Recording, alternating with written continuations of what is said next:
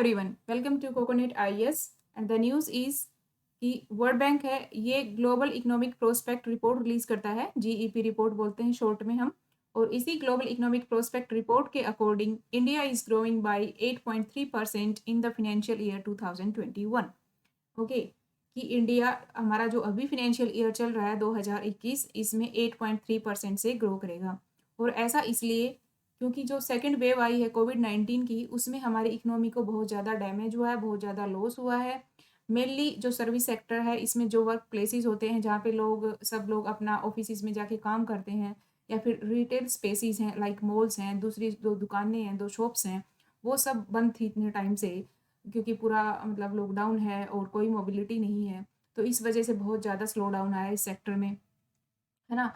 और इस वजह से दूसरा जो कंजम्पशन है लोगों का और इन्वेस्टमेंट का जो कॉन्फिडेंस है, वो भी बहुत ज़्यादा मतलब नीचे चला गया, बहुत ज़्यादा डिप्रेशन में है। लोगों को मतलब एक तरह से भरोसा ही नहीं रहा, कहाँ इन्वेस्ट करें, कैसे इन्वेस्ट करें?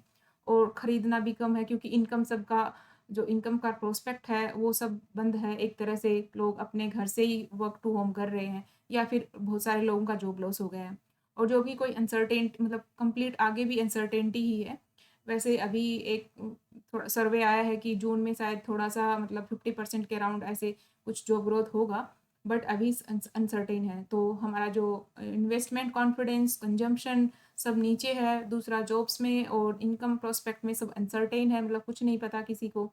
तो ये जब जो सब चीज़ें हैं, इनकी वजह से हमारी इकोनॉमी का जो स्लो डाउन स्टार्ट हुआ है। और दूसरा मतलब जो ग्रोथ हो रही है वो भी स्लो ही है, मतलब 8.3% काफ़ी स्लो ग्रोथ है, अगर हम दूसरे वर्ल्ड पर्सपेक्टिव में देखें।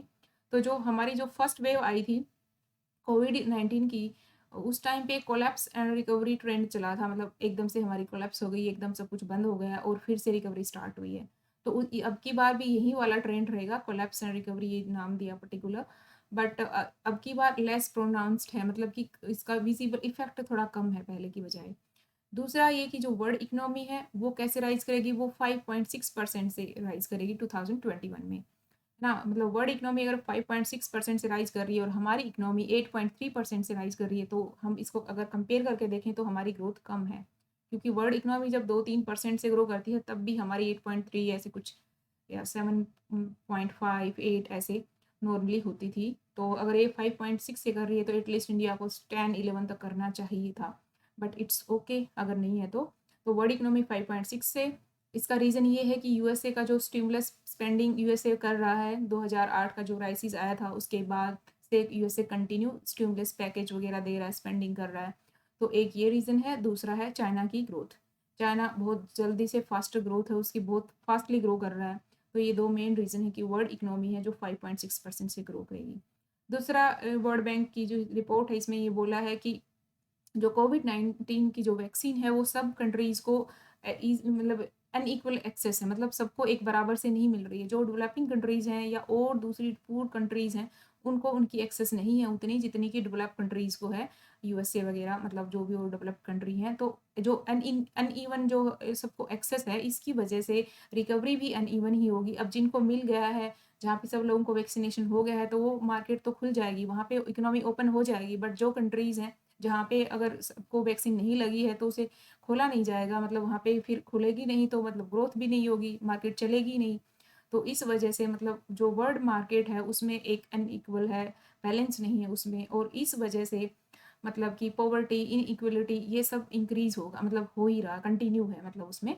बट ठीक है कि ग्लोबल रिकवरी हो रही है, ग्लोबल रिकवरी के तो शाइन है, बट यही कि जो पॉवर्टी, इनइक्वलिटी है, ये सब तो इंक्रीज होगा ही, क्योंकि इम्बैलेंस है डेवलप कंट्रीज़ में, डेवलपिंग कंट्रीज़ में, पुअर कंट्रीज़ में।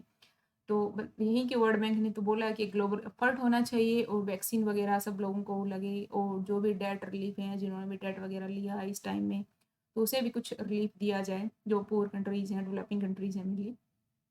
तो द मेन थिंग इस रिपोर्ट में इतना ही है। ग्लोबल इकोनॉमिक प्रोस्पेक्ट रिपीट जो सॉरी जीईपी जो रिपोर्ट है, ये वर्ल्ड बैंक रिलीज करता है, और हमारी जो इकोनॉमी है वर्ल्ड बैंक के अकॉर्डिंग 2021 का फाइनेंशियल ईयर है, उसमें 8.3% से राइज करेगी। And thank you so much.